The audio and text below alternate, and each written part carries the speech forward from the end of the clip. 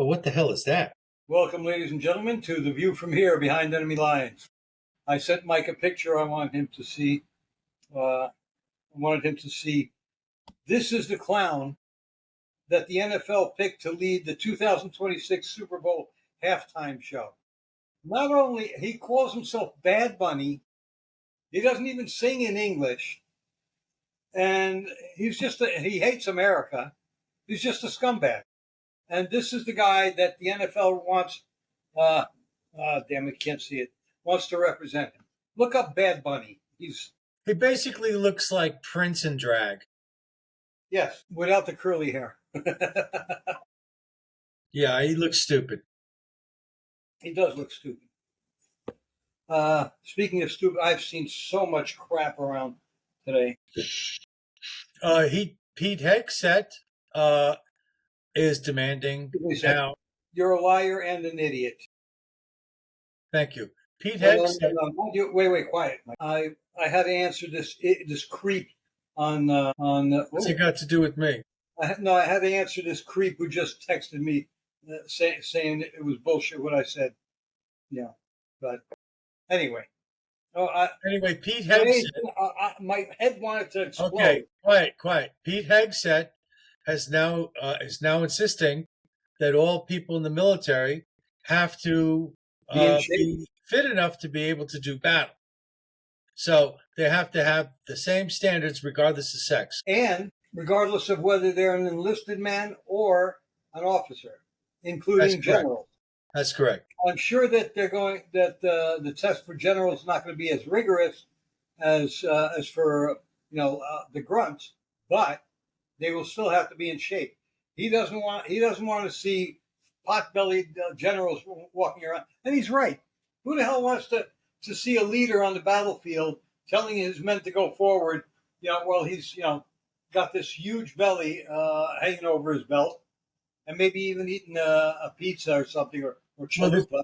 If you're in the military, there's always the possibility that you might be in an engagement, and if that's the case, you have to get your ass in gear.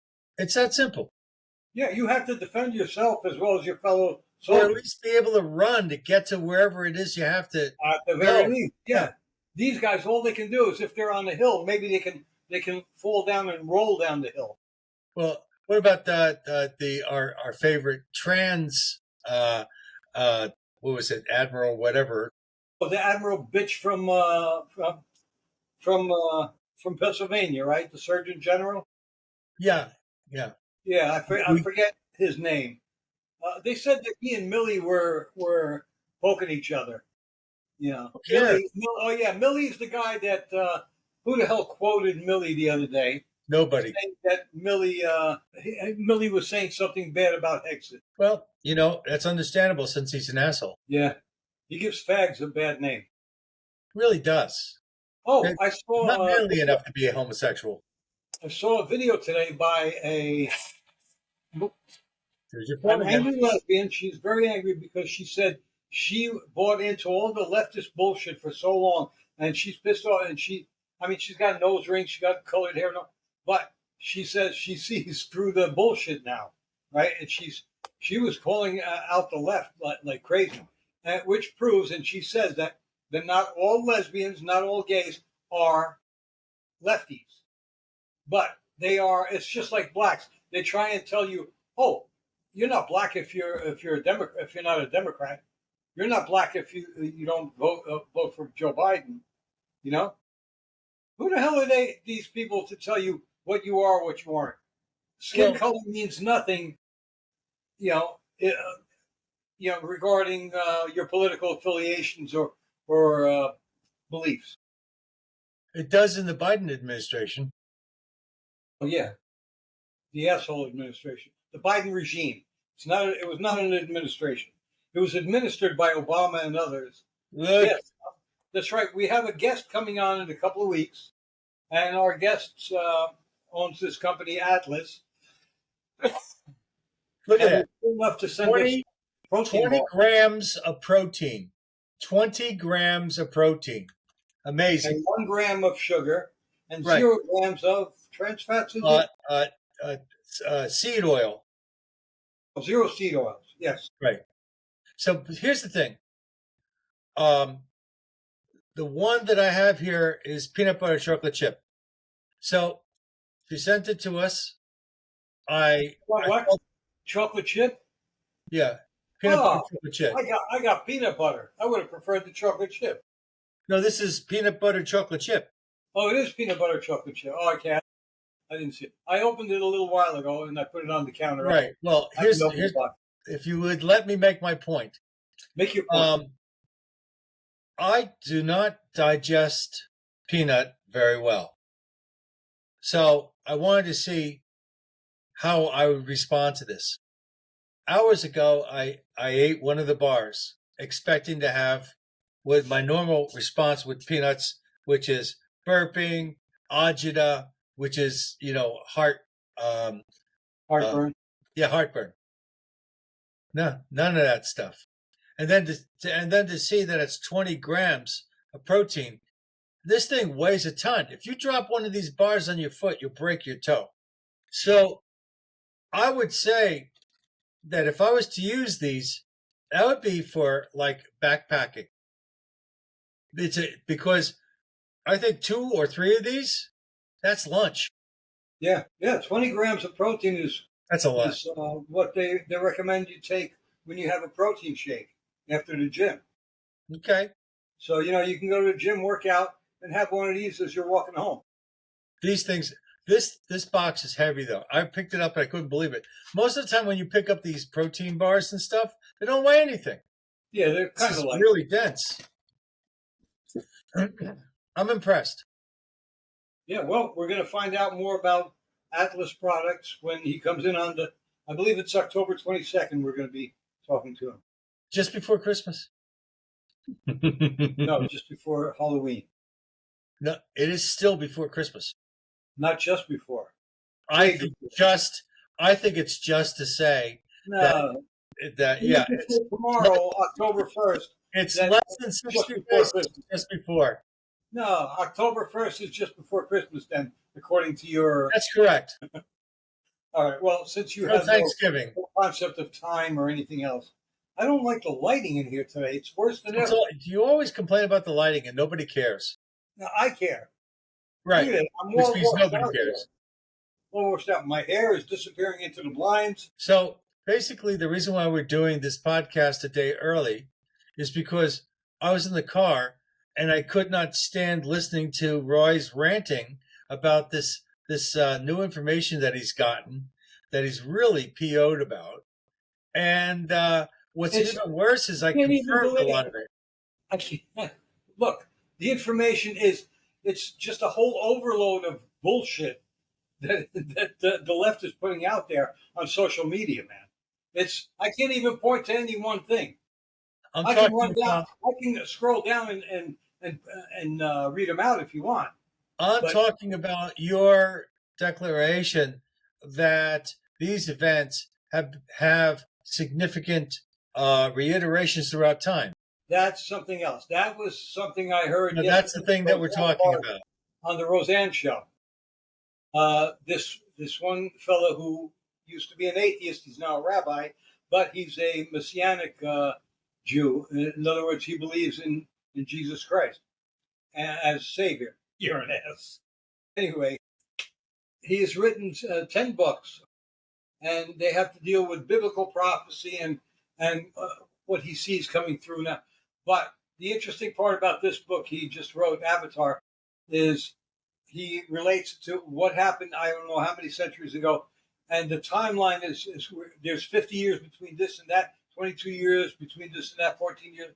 For example, 22 years that Jezebel was with Ahab, and then 14 years after Ahab, she was on her own. Hillary Clinton was with Bill Clinton for 22 years as his wife's sidekick, whatever. And then for 14 years, she's had her own career. The other guy, the hero of the tale, I forget his name. He is compared to, this guy is paralleling what happened to him with what's happened to Donald Trump, including the assassination, how he had blood on his ear and something the Bible states it was on his ear, his thumb, and his feet. And Donald Trump got shot in the ear. He put his hand up, got blood over his thumb and hand, and blood spilled from his ear onto his feet because he had lost his shoes when the Secret Service guy, jumped on top of him. Okay, so there's a lot of parallel. I can't explain it here. I can't remember. It was over an hour to show, and it's worth watching. It's Roseanne Barr. I will give you the name of the episode. Find it here. Oh, here. Biblical prophet. Oh no. I'm sorry. It's Jonathan Cahn's End Time Prophecies Revealed by Jonathan Cahn. Oh, and he also told me something that I did not know until today, until I heard it on this podcast. The 4 horsemen of the apocalypse: white horse, yellow horse, black horse, and green horse. Those 4 colors are the colors of the Palestinian flag. Palestinian, I should say Philistine, because the Palestinians are really the Philistines of old. They were never good back then, and they're no good now. And yeah, that's a generalization, but they prove it every day. None of the Arab neighbors, around Gaza or the West Bank want anything to do with them. They've been in their countries, and they had to kick them out. Syria took 11 years to kick them out. It took a 9-year civil war to kick them out. In Jordan, they went in, they tried to assassinate the king of Jordan. Nobody wants them because they are Philistines. They're scumbags. But they're coming over here to take over our country. And our politicians are allowing them to do it. Mainly politicians on the left. Some rhinos too, but mainly Democrats, who are no longer Democrats. They're more like communist Islamists to me, or communist Islamist sympathizers. You know who started the Muslim Brotherhood, by the way? With the Mufti? He financed it? Adolf Hitler. And Mein Kampf is popular reading in the Arab world. You got anything to say? Yeah, this stuff like, that didn't get me worked up. That got me excited, but I got worked up at hearing all the leftist bullshit on social media today.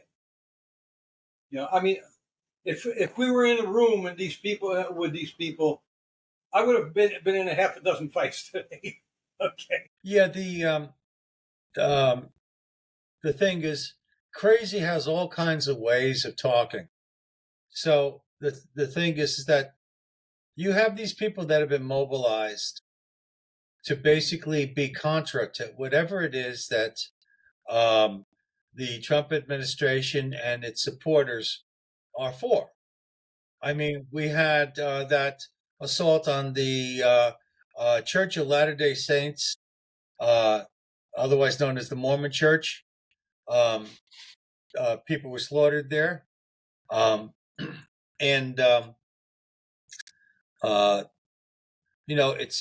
It's time that people take some sort of precautions to protect their religious institutions, and that means carrying arms to protect your church. Yes. And the thing is that there's nothing wrong with trying to stop a wrongdoing upon yourself. Something is wrong if you initiate wrongdoings, but if you're trying to defend yourself against wrongdoings, that's perfectly fine. And to be honest with you, if you sit dormant and think that you have no agency in this life, then you are going to be a byproduct of the whims of the world. They are talking about Nancy Pelosi. She is has had $174,000 a year salary, but she's worth $43 billion, and that $43 billion has her about in 1 year worth went up 70%. And I wrote a tweet back that's saying, "Hey, can I have Nancy Pelosi be my financial advisor for a month or even a week?" Yeah. She probably used her funds to go ahead and buy her ice cream. Yeah, that's right. And I also posted this today. I tweeted this. Mikie Sherrill, New Jersey's female version of Zohran Mamdani. Now shit is coming out about her. It looks like she's in the pocket of the Communist Party, the CCP, the people who run Communist China. So she's bought and sold for it. She's also part of her campaign. She's saying that she's going to do, I forget what, that's going to cost us a lot of money and increase because it's going to increase our electric bills. But if we're good people, we're gonna just pay it. Hochul is endorsing Mamdani. Yeah, and you know what? He kicked her in the teeth because he didn't endorse her back for governor. Oh, you know where Mamdani is right now? He's out in Uganda. He went there to get married. He got married not in a regular place. He got married in an area. Wait. Who's the lucky guy? He got married in a place that his family is very wealthy there, and it's an exclusive area. You know, none of the riffraff would be allowed in, and he, so he's wealthy. He all his wealth is over there, and he wants to impoverish everybody in New York City.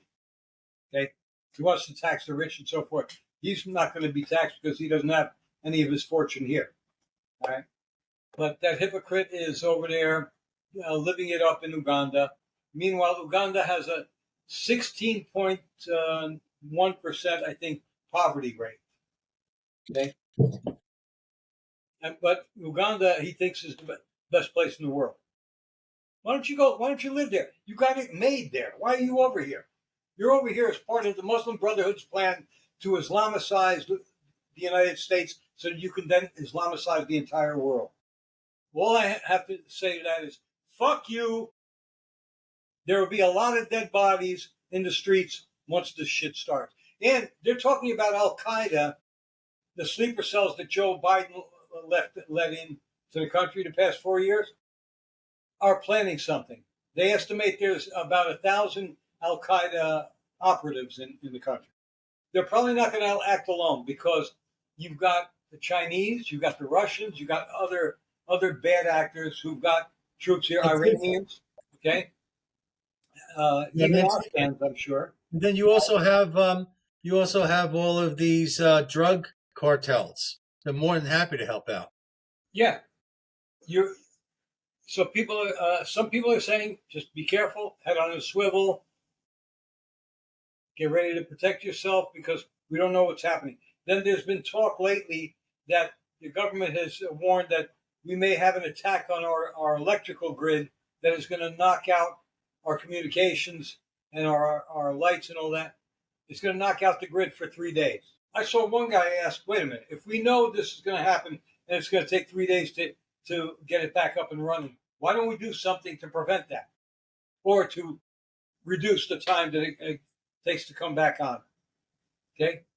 No, this is the deep state at work, the globalists funding the deep state, behind the deep state, trying to create panic and chaos in the country so as to then be able to somehow take over. Do you remember what they tried to do after with the COVID pandemic? Do you remember in 2020 down south, the pipeline for the gas was shut off, and people down in the southern states were having difficulty getting gas? I remember that because I was traveling to Texas at the time. What year was this? In 2020, I believe. Yeah, I remember there was an area of the country where they had the right. So here's the thing. It took a while. The reason why that happened was because smart devices were attached to the internet that controlled these things, and people hacked into them and basically turned off these pipes and stuff and caused all kinds of calamities. So the thing is that you can have a digital system and keep it closed. Hey, it's another phone call. So the thing is that having a closed knit network is probably the best way to go. We had them at Amtrak. We had isolated lines that did not go out. Okay. Go ahead. So it can be done. Yes, it is. Has the disadvantage of not having easy access to it. You actually have to go to a location, attach yourself to it, and then you can communicate with the system. But the point is, for critical systems, it's worth the effort. Plus, there's no reason why you can't have a location manned, that has access, in case you need something done immediately. Okay, let me tell you what you reminded me of what happened at that time, that they couldn't get, that the government said it couldn't get oil down there, couldn't get supplies down there. Meanwhile, my son and his friend and boss were working for this company that they send all kinds of chemicals all over the country. Okay, they were basically dispatchers, and they were rerouting trucks to take stuff down there that the government was claiming they couldn't do. Yet Roy and Vlad were able to send supplies down where they needed them: gasoline, natural gas, whatever. Okay, they got them delivered. The government was, oh, we can't do it because government bureaucrats don't know how to act on their own. They can't think on their own. If it's not in the manual, they don't know what to do. Okay? They're afraid to take any initiative. That's what it is. Fear of initiative. There's no reason for this shit to happen. This proves again why the private sector is more efficient than government in every single thing except for one. That's the military, the armed forces. Mike Kuchowski, we did an interview with Mike Kuchowski, who told us about some of the things that the regulations are interfering with truckers and stuff. Yeah. So the thing is that a lot of times what happens is bureaucrats look at systems, and based upon secondhand information, they make decisions that actually impact people actually living within those elements, within those environments. So what we need is people that are actually fully aware of the systems in question, and because it's not secondhand information. It's also ignorant.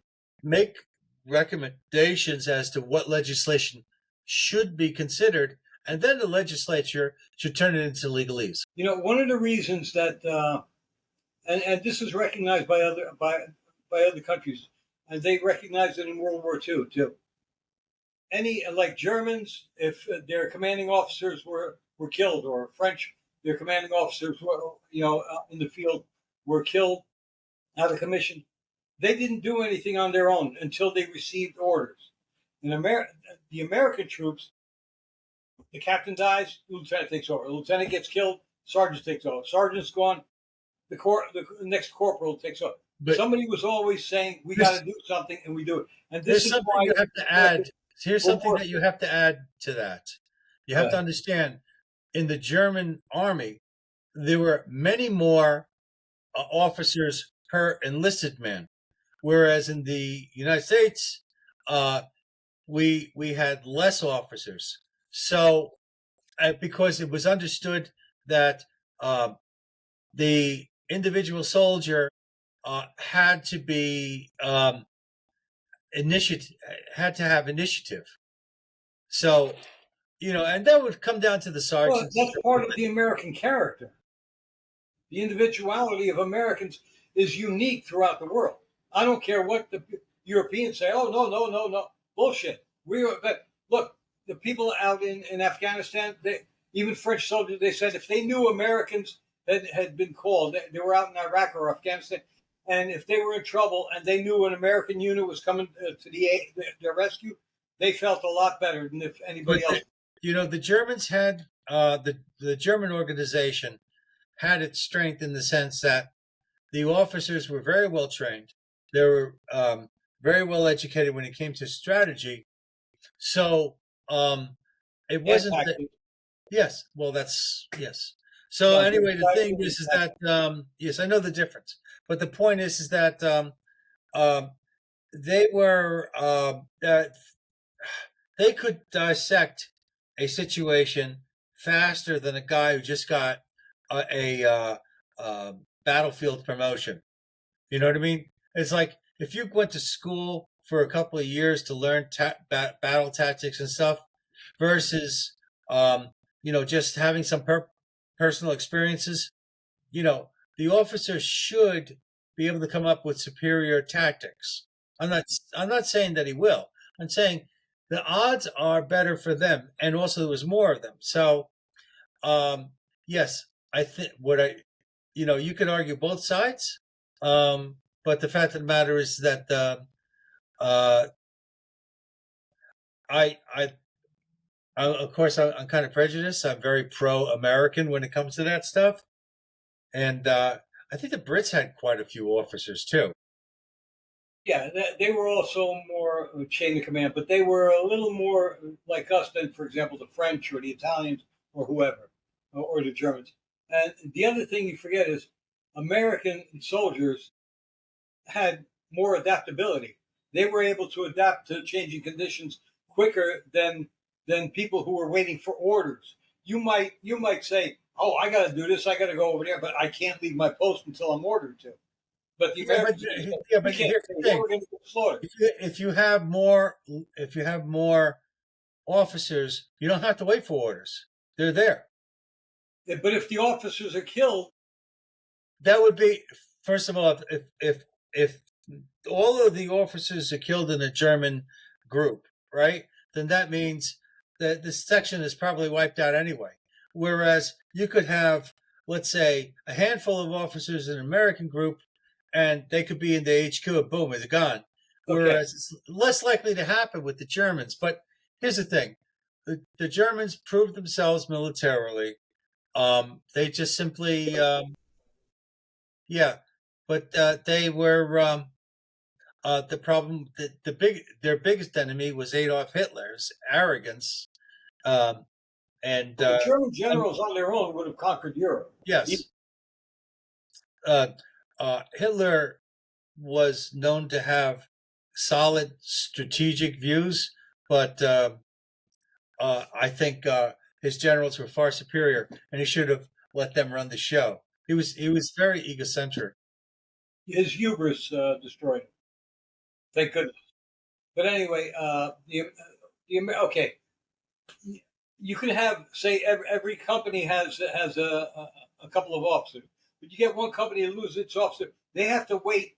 If there's a time lag between the time they tell some other company, look, hey, we need to know what we should do now, and then the time it gets to that for the orders to come back for them to do whatever. In the meantime, you lost all that time. It could be 2 minutes, which could be critical, or it could be 20 minutes. Okay, it could be a half hour. You may not be able to communicate directly with the next unit over because you can't get over there. You got to duck enemy fire all the way over, and then you got to come back. The fog of war is always an important issue in all battles. Intel is absolutely critical. Knowing exactly what is out there, that's impossible. You have to make educated guesses, and that's why having a solid officer that can read that sort of data, is a good thing. But not that they're always correct either. Don't forget, they may not know that there's a factor affecting things that they're unaware of. It works both ways, though. You see, that's the thing. It's not about just giving orders to that group. It's about receiving intel from that group so you can give them an order. Yes. So you have to have good, solid communication lines. And this is back in the freaking 40s when your best shot was what? A radio that was connected by a two-wire radio? And what if that got cut? So, it's a beast. Yeah, how many times have you seen it even in Hollywood movies where they're trying to radio for help, but the radio takes a bullet and they can't communicate with Absolutely. Well, if they were really good, they could use Morse code with flashlights or a mirror. But Morse code was still a thing back then. They could and did use Not that. everybody knew it. Not I mean, everybody it knew was it. No. still an art. Yes. Nowadays, I don't know. I don't know how many people today would be able to crack out Morse code. Crack out. I would expect nobody to. Yeah. Except some sort of geek that picked it up as a hobby, and then you put him in a sci-fi movie, and he saves the day and there's no way to communicate. Well, Bobby knows Morse code, and so do I. Sing the Bismarck. I was watching something the other day. Oh yeah, it was in that series I was watching, Person of Interest. They couldn't communicate through the phones. The one hero played by Jim Caviezel, John, he could decipher it because he'd been in the military and he'd been in the CIA and all that. But the other guy was an electronic geek, and he was trying to get a message to John, and he couldn't. So he used Morse code. He clicked it out on lights. There you go. It was flashing back and forth. There you go. And John picked it up. But how many people you'd see the lights? Oh, what the hell's going on with those lights? Yeah. Well, it's like the secret to all that is you have to have a listener and you have to have a sender and a receiver. So if you have two people that are on the same page, yeah, no matter what it is. I mean, look at secret codes.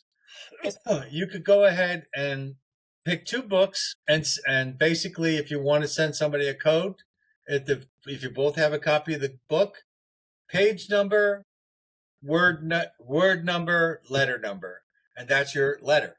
Yeah. And you keep. I mean, it's a lot of work, but it's called. Yeah. Yeah. I had my own secret code, which I developed years ago when I was still a teenager, and I further developed it and used it a little bit into my 20s and even 30s. But I forgot. But it was basically a simple cryptography thing. It was just substitution. I knew what the symbols I was using stood for. Nobody else did, because I had nobody else to do it with. But I had my own alphabet, let's say, and I even had it so that whenever I had a comma or a dash or any kind of punctuation, right, like quotes, whatever, it also looked like everything else, so you couldn't tell where the words ended. Okay, it wasn't like I kept 3 letters here and 4 there. No, I had a thing where I had a symbol that divided the words and also ended sentences. But you'd have to figure out what was what. It was not unbreakable, I'm sure. But nowadays, yeah. In the movie, the Imitation Game, where it was about turning, and he's created the first digital computer.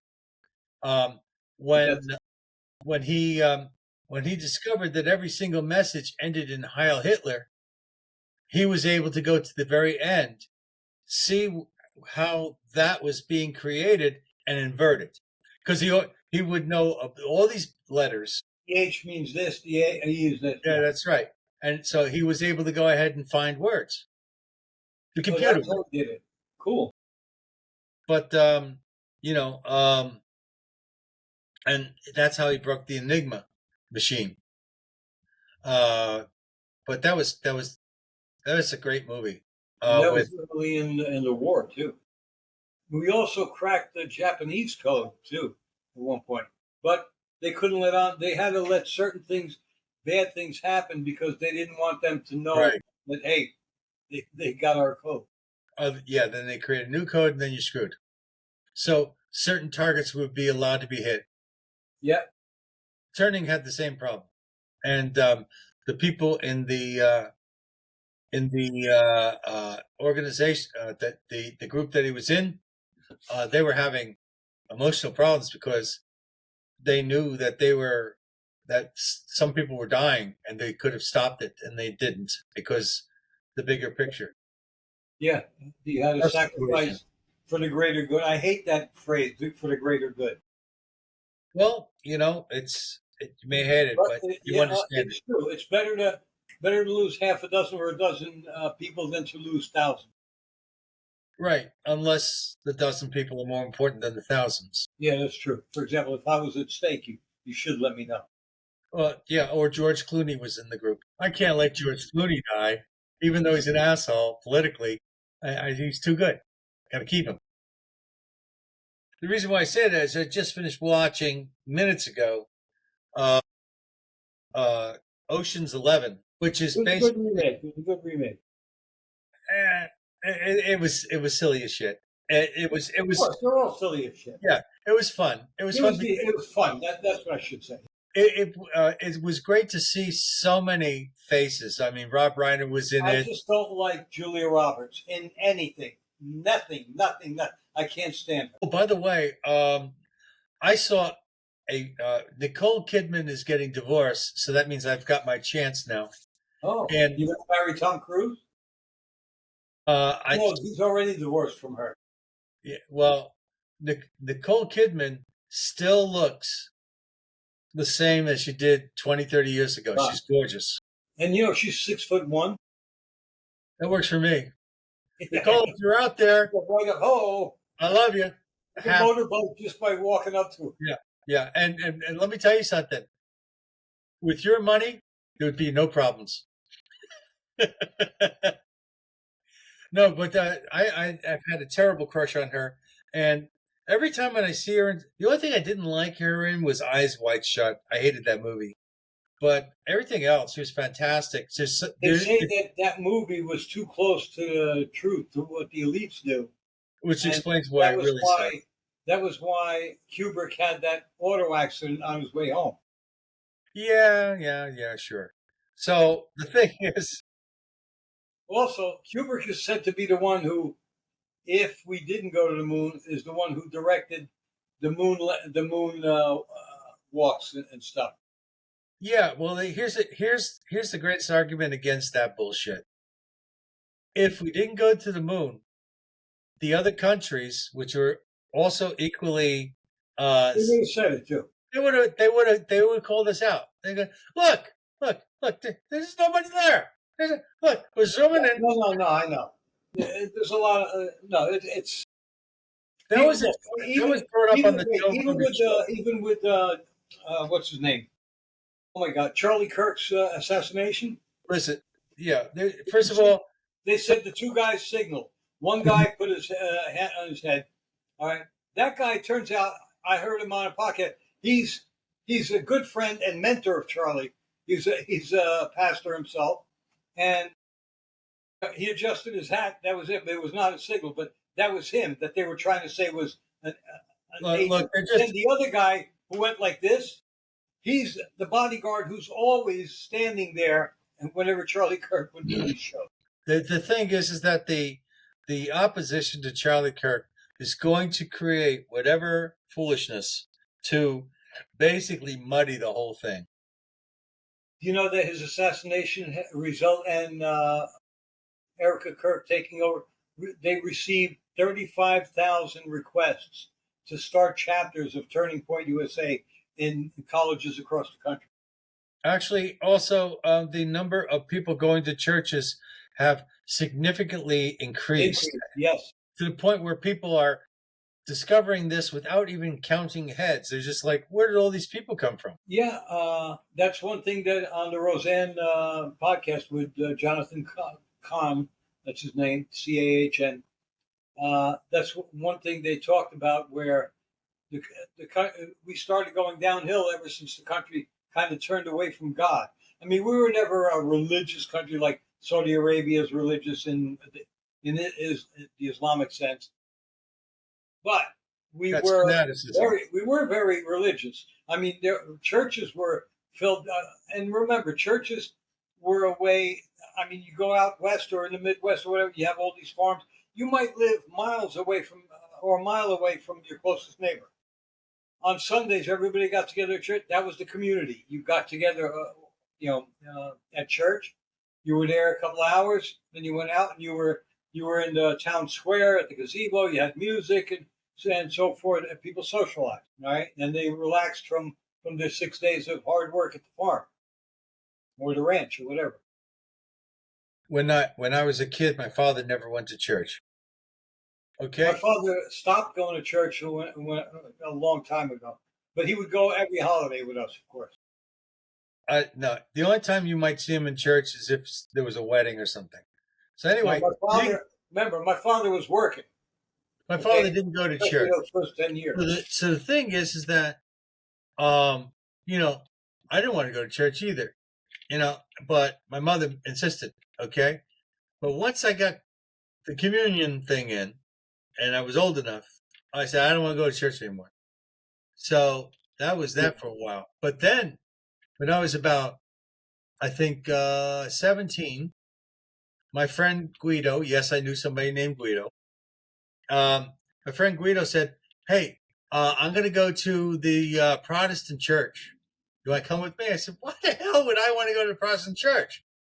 He said, there's really pretty girls there. Count me in. So we went to the Protestant church. We went to the Pentecostal church. And you know, we went there and we went to Sunday school too, because the girls you could get closer to them because hard to meet them. You know, when you're just sitting in the pews and not stinky, by the way. So we did the Sunday school thing. And then all of a sudden, like, I don't know why, I don't remember why, but at some point we decided to go Orthodox. I think it still had something to do with girls. Yeah, of course, yeah. The Jewish girls were more liberal in their attitude towards sex. And the thing is that the Orthodox Protestants were more Orthodox, and I found them to be a bit more Orthodox Protestant. I'm sorry, I thought you meant Orthodox Jews. No, I'm talking about Pentecostals. Okay. Christians. No, I thought you worshippers of Jesus. The Protestant thing. I thought you did the Protestant thing and then decided to go Orthodox Jew. Because no. The Jews were a little easier. Hey. But anyway, the thing is, so we went to Orthodox, and when I picked up a literature, The Sins of the Dance, that was when I said, I can't do this anymore. The sins of the dancing is sinful. Okay, see you later. So what, you saw Footloose? No. They said they said that the dance started in the bordellos of Egypt. Like nobody danced before that. You know? What do you want? It was stupid shit. So, but people have been dancing since there's been fire. Probably, yeah. Yeah, you dance around the circle and shamanistic stuff. It's 70,000 years old. You dance around the circle and the makes the boogers go away. But the thing is that so that was my introduction to the Protestant church. Was chasing girls. God, they were gorgeous. Speaking of going to church, when I was, I think about 10, maybe 11, I'm not sure. I don't remember, 10, 11, 12. I used to go to 12 o'clock Mass, and they got mad at me. I was going to St. James. I had to go and attend the 10 o'clock Mass, which is where the kids are supposed to go, the kids in school. I have to get up earlier, but one day I said I have to go. So my mom got me up earlier. There was a blizzard that day. I had to go 7 blocks. Now we're talking 7 city blocks. Okay, the long way. Okay, no, I'm sorry. The long way was this way. 7 blocks. Okay, I had to go up a long block and then over several short blocks. The snow is coming down. It's a blizzard. I'm going in snow where probably close to a foot already. All right, this was in the 1960s when we used to get a lot of snow. And I remember sometimes we get 2 or 3 blizzards not far from each other. So anyway, I'm trudging through this thing and I'm crying because I'm cold, I'm freezing, I can't breathe. The wind is so hard, I couldn't breathe. I had to take the scarf my mom gave me and put it over my face, wrap it that way, and then walk that way. And then because of my breath, it got wet, and I was feeling ice, and it was feeling uncomfortable. I hated it. So then I get to one block before the church. Okay, you had an open area where there was a parking lot and a supermarket, the food fair. Okay, and it's Ciabra's today for anybody who knows Newark. And then the next block was where the church was. Like you had the rectory, and then you had the church, brownstone building, both, and wide sidewalk. But over here, I'm walking on a wide sidewalk, and I got a parking lot. I got the wind pushing me. I was about maybe 40 something pounds. Okay, I was skinny. I was really skinny, and I'm pushing, and I couldn't move a few times. The wind was so hard, so I had to turn around, right, and walk this way, walk backwards like this, leaning into the wind like a cartoon, right? I'm leaning this way, walking, and I'm like almost in tears because I think I'm going to die here. They're never going to find my body in this thing. Right?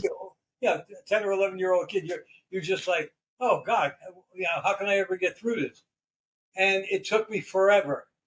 And I finally got through there. Again, like I said, I had to walk backwards to get to the church. Then some of the wind, because it was crosswinds apparently, was coming from down the street that I was walking, and from the other side coming through the open areas there.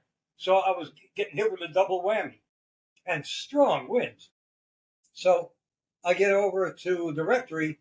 I'm able to turn around because I almost fell because the wind suddenly stopped pushing me so much. I turned around, I put my head down, I trudged over, I finally get to the church. Now the church had 3 levels of steps. Grab onto the thing and I'm pulling myself up, right? The first landing, second landing, third landing. Oh, then I get to the door and I couldn't open the door because the wind is pulling this. I opened the other door and thank God it went, but it almost took me with it. Even though it was big door, we're talking about those 10 or 12-foot doors. Yeah, I know. Big door, and it still almost took me. And I closed it. I went inside. I was in the outer sanctuary or whatever you call it, and it was quiet, and it was warm. I mean, I could hear the priest talking and so forth, but it was quiet. It was warm. It was wonderful. I think it was the time I went to church that I felt the most blessed in my life. Okay, because I didn't die in the blizzard. Not dying is good, yeah. I used to like going to midnight mass, especially when it snowed with my family, and because it was just nice to be there. Yeah, it was a good feeling. But anyway, that was my blizzard and church adventure. Yeah, well, initially when I started out, I was very pro Catholicism, and what happened is that when my family moved to Elizabeth, my family didn't put me in a Catholic school. They sent me to public school, which the nuns had taught me. Though all the kids going to public school are going to hell because they're not learning their catechism. So I was going to lose my immortal soul. Now, the nuns. Why were you going to lose your soul? Because that's what happens to you if you're in a public school. So I went ahead and I took religious training over at St. Mary's in Elizabeth. And I'll be honest with you, I absolutely despise the nuns. And the nuns in Mount Carmel were no joy either. They were all a bit, at the time, there was a lot of corporal punishment. And I felt they were rather sadistic and mean. Oh, yeah, they were sadistic. Some of them. Not all, but a lot of them. More than enough. More than. All you needed was a couple. Sister Ethel, Sister Alice, they were feared. Yeah. But, I got through it. And, but it did not make me a religious person. I didn't like the Mass in Latin because I couldn't understand what that was about. That's one thing I did like about the Protestant church was that you could actually understand the teachings. Another thing I liked about the Protestant church was that when you prayed and asked for forgiveness, you did it between you and God. Like you didn't need a middleman, which you do in the priest, you give the priest blackmail information. Yeah, because you think you're in the dark and you can see the priest maybe, or you that can't. Reminds me of a very, very interesting story. There was this I think it was about 75, 80-year-old Jewish man goes into a church. I'm telling everybody. What? I'm telling everybody. You ruined the joke. Yes, I know. Our audience might not have heard the joke. Go ahead. No, it's you. I already gave you ruined it. Okay. You're a ruiner. You know what you said just now about you went to public school and you thought you're going to hell if they're all going to hell. Yeah, I'm here now. Well, we had our group. There was one kid, Bobby Savornik. He was bigger than the rest of us. Really good kid, great kid, and strong too. And he wound up going and playing football for Notre Dame years later. But Bobby, I found out one day, to my horror, I thought all my friends, all of us were Catholic. We used to play every day on the street. And then one day I found out that, Bobby had gone to church, and he went to the church 2 blocks away, but it's a Baptist church. I was horrified because I said, oh my God, Bobby's such a nice guy. Bobby's the nicest guy I know. And he's going to go to hell because he's not a Catholic. I was horrified. And that stuck with me for a long time. Yeah, they taught me that bullshit too. Holy shit. Yeah, they And I was like, no, I don't believe it. I don't believe God would do that to Bobby. There was this large black man in his mid-30s that was in the store, and he had a T-shirt that said "Fear God." And so I go up to him because that's what I do with my little MAGA hat and everything. I said, "Oh, this is recently." Yeah. Oh, I thought it was when you like were about a month ago. I go up to him. I go up to him and I say, "Do you really fear God?" He says, "Yes, I do." And I looked at him and I didn't say anything. I go, "Okay." He was like, "Come on, man, fear God? Why would you do that?" Well, fear in the sense of respect him, because that's not fear. He could give you a bad time after you die. No, he won't. He could. No, he won't. He could if he wanted to. He can't because he won't. I'm sorry. I don't believe in hell and damnation. He won't, you can say, but can't? No. That's not something you can say about God. I disagree. I think in this particular case, he can't because he won't.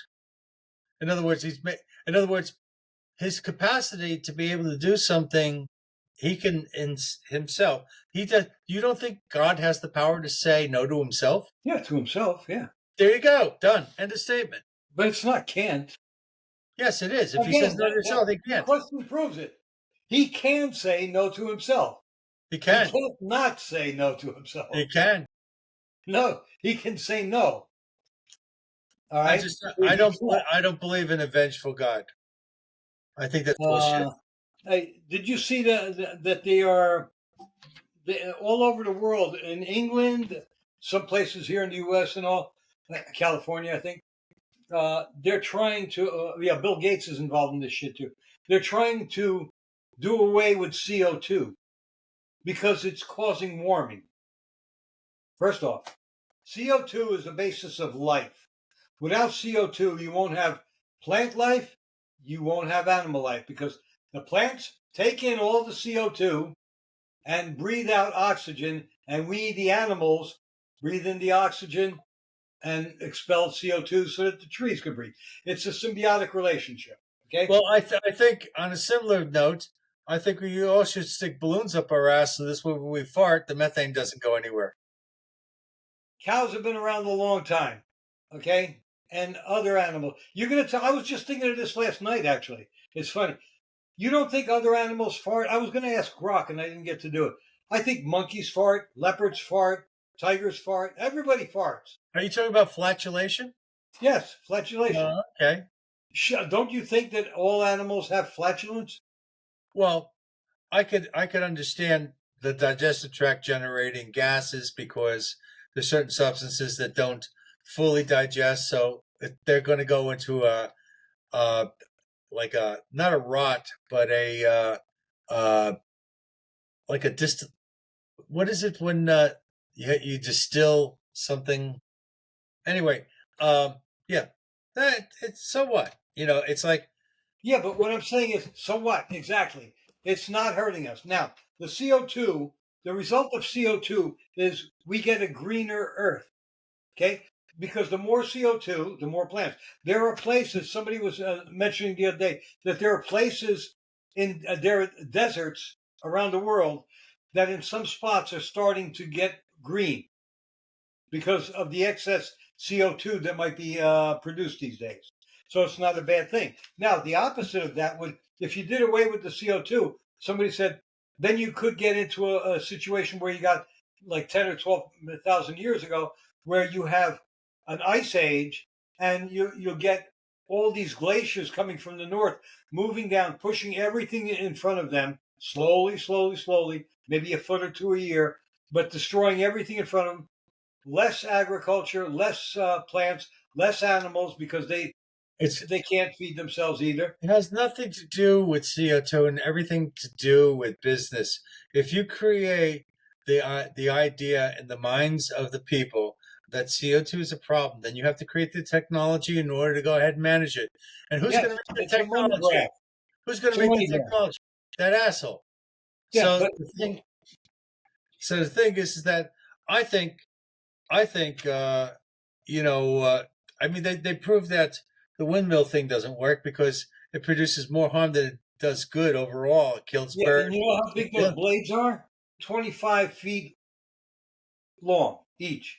And they have, after 20 years, so they have to be disposed of, but you can't just throw them anywhere. You can't throw them in the garbage. You got to put them in a special place. And now some of these idiots are talking about, well, we could throw them down the Grand Canyon.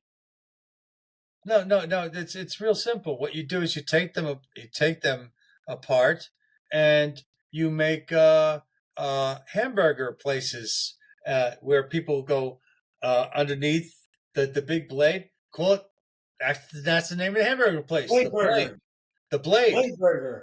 Blade burgers. I like that. And let's talk to our entrepreneur. And Oh, Bill fucking Gates, that cocksucker. The guy no, who no, gets paid. our entrepreneur. Hold on. One more thing. There's Jim Beam, right? who? Jim Beech. What about Jim Beech? Well, tell him about our idea to go ahead and use the blades to Blade make burger. canopies. Anyway, yeah, but that's just for construction. No, but apparently, I don't know why, because of whatever they're made of is not recyclable for some reason. I mean, I think it could be used for what you got, but you gonna really get a 325-foot long table or fence or whatever barrier? Yeah, Anyway, actually, here's another idea. and that's Put just them one. long ways and Wait, use them to use them on the border. but Mike, that's just one blade. How many blades do these things have? 6, 8? How many? How many are they? Only 2? I think so. I think it's at least 4. No. No, I think it's 2. All right, 2. But you have hundreds of them. Oh, and Mikie Sherrill, that bitch who's running for New Jersey governor, she's all in favor of putting those things out in the ocean here in New Jersey, and Yeah, they want to do it out in California too. But California, they're luckier because they can put it out in the. They don't have the gently sloping uh, uh, ocean bottom that we have here on the Atlantic.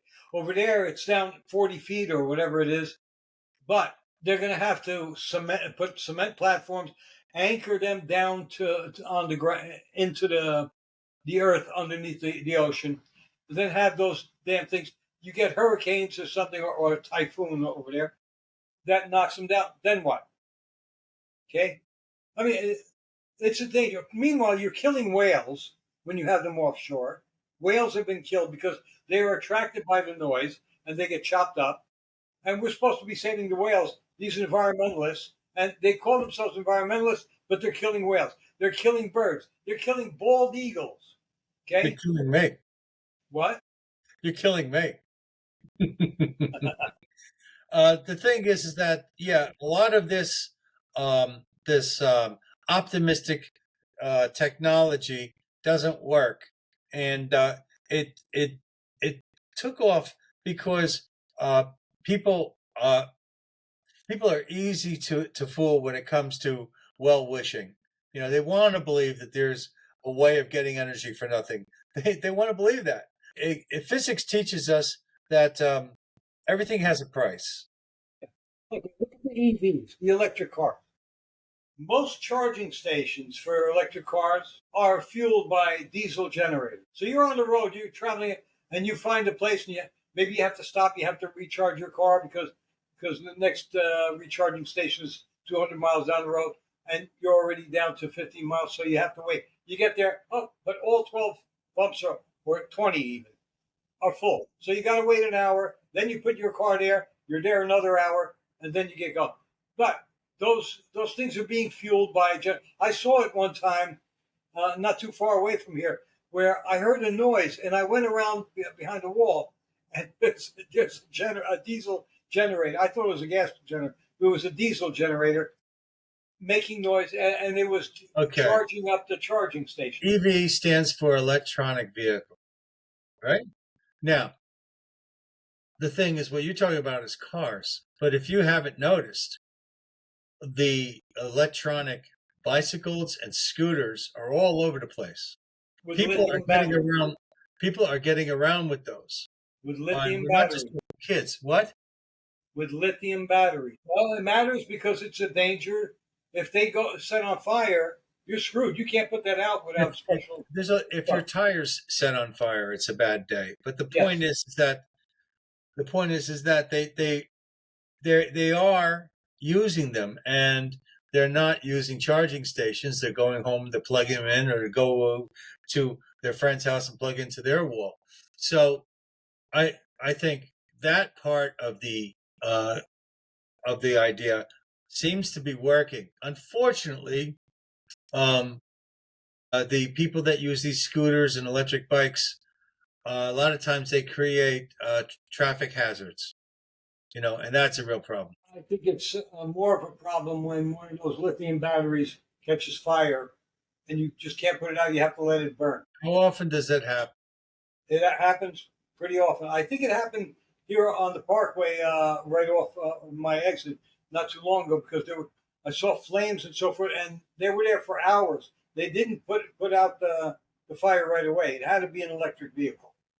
Okay, I didn't see it myself, but that's my best guess. Anyway, wait, here's the other bad thing. For example, California, by 3050, they want all vehicles electric. That's going to go away. It's going to have to go away. By 3030, they want most of the vehicles electric. They want all houses electric. They don't want any natural gas. Right. But the thing is, they don't have we talked to Mike Gatto, and he said they don't have the power grid for it, and he's one of the people that would have to be involved in passing those laws, and it's not a realistic thing. Oh, you're talking about Mike Gatto? Yeah. Yes, I mentioned him. So the thing is that he said it was unrealistic. That's right, and he's a Democrat. Yeah, but here's the thing: they're insisting they think that they can. I mean, right now they can't handle what they have just with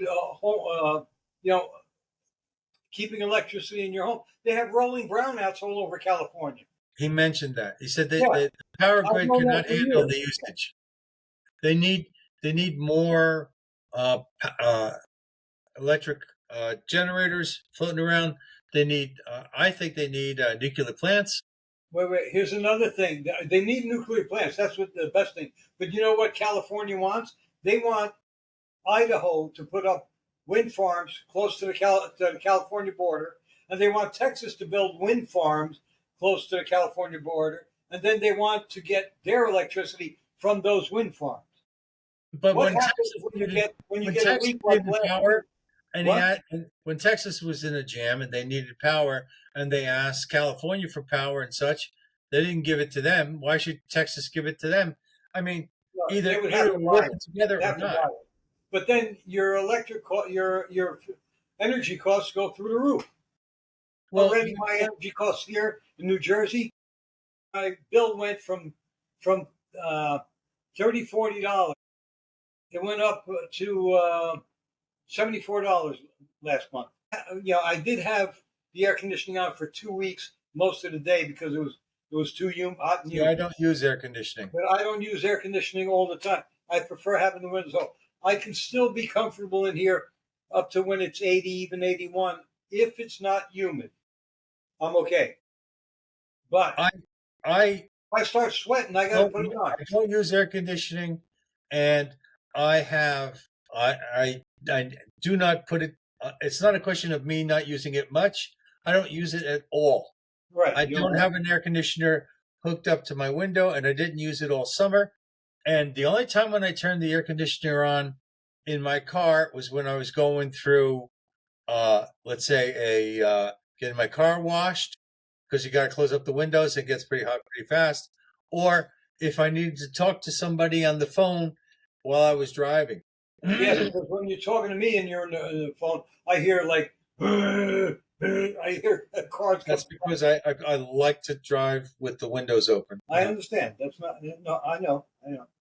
But the point is, the reason why people use a lot of air conditioning is because they're used to it, and if they would try a little bit harder, they would be able to acclimate to the weather better, and they would be. Do you remember when we were kids? I mean, there was no air conditioning, and I remember it was good for the community, actually, for the neighborhood, because everybody knew everybody else, and everybody talked every night. Because every night in the summer, we kids would be out on the street.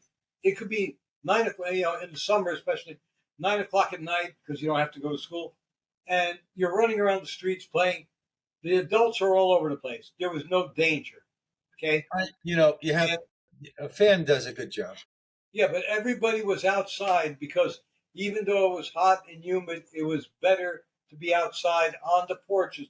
The front porch was a place where the whole family would come out, sit there or stand around it, and they would talk to their neighbors. They'd walk across the street, and everybody was outside because nobody had air conditioning. Well, that brings up the subject. That's in the 50s and early. Comfort is killing this country. We become so luxury oriented that we can't handle any kind of distress whatsoever, emotionally or physically. Mm-hmm. Yeah. Okay. One more thing I want to say. Did you know that there's a professional protesters union apparently? Nice. I didn't know this, and I found out because they were talking to some guy who was reporting on it in Portland. All right, and these guys are making like you ask them a question what they're protesting. I'm protesting whatever it is they're here for. Some of them will say, and they can make some of them $80,000 to $100,000 a year as professional protesters. And the guy showed the same guy he was talking to showed him in 3 different protests in other places. Okay, and they showed this woman. They showed this woman in like several different protests also. Same person, different clothing, different spots. So they make a lot of money as protesters. I hope they get back to shit. Adam Schultz pretty much blew the doors off of that.